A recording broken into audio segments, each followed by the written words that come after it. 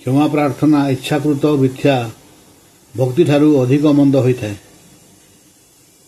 भगवान को सर्वश्रेष्ठ कृति हेउछि सचोट मनीष।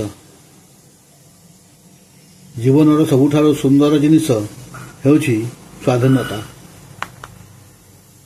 सत्यर भूमि उपरे प्रतिष्ठित सफलता ही प्रकृत आनंद दे थाए।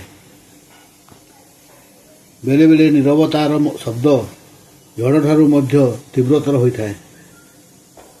देखिबा पई ज्ञान ठारू कल्पना शक्तिर प्रखरता अधिक आवश्यक। जड़े ज्ञानी व्यक्ति निकटरे कहवाकू किछि थाए, किंतु अज्ञानी व्यक्ति कहवा पई चाहिले भी किछि न थाए। मनुष्यर चालीचलन तीनिटी उच्च देई प्रवाहित होता है, इच्छा, आवेग और ज्ञान। गोटे महत् कार्य ही अन्य मानक शुभ चिंता करने आमको ताकत जगाई थाए।